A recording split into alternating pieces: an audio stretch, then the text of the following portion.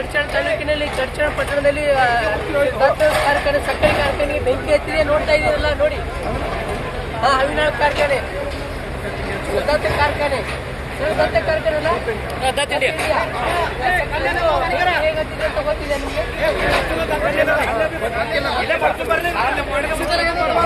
ಏನಾದ್ರು ಆಗಿದೆಯಾ?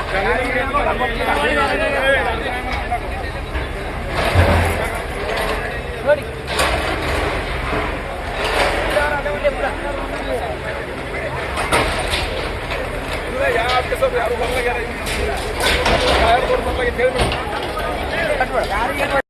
ಬೆಂಕಿ ಎತ್ತಿದೆ. ಇನ್ನು ಯಾವುದೇ ದೊಡ್ಡ ಅನಾಹುತ ಆದ್ರೆ ಯಾರಿಗೂ ಪ್ರಾಣಾಪಾಯ ಆಗಿಲ್ಲ, ಆದ್ರೂ ಆಗಬಹುದು. ಯಾಕಂದ್ರೆ ಅಗ್ನಿಶಾಮಕದವ್ರು ಇನ್ನೂವರೆಗೂ ಬಂದಿಲ್ಲ. ಯಾವಾಗ ಬರ್ತಾರೆ ಅಂತ ಜನ ಕಾದು ಕೂತಿದ್ದಾರೆ. ಆದಷ್ಟು ಬೇಗ ಬಂದ್ರೆ ಯಾವುದೇ ಹಾನಿ ಆಗಬಾರ್ದು ನಮ್ದು ಮತ್ತು ಎಲ್ಲರಿಗೂ ಅಭಿಪ್ರಾಯ ಇದೆ. ಆದ್ರೆ ಆದಷ್ಟು ಬೇಗ ಅಗ್ನಿಶಾಮಕ ಬರಬೇಕು.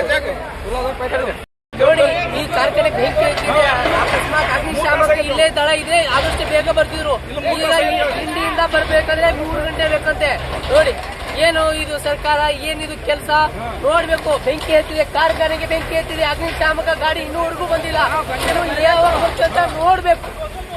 ಪರಿಸ್ಥಿತಿ ಈ ತರ ಇದೆ. ಆದಷ್ಟು ಬೇಗನೆ ಈ ಅಗ್ನಿಶಾಮಕಗಳು ಇಲ್ಲಿ ಮಾಡಿದ್ರೆ ಈ ಸ್ವಲ್ಪ ಏನಾದ್ರು ತಡೆಗಟ್ಟಬೇಕು ಅಂತ ಗ್ರಾಮಸ್ಥರು ಹೇಳ್ತಾ ಇದ್ದಾರೆ.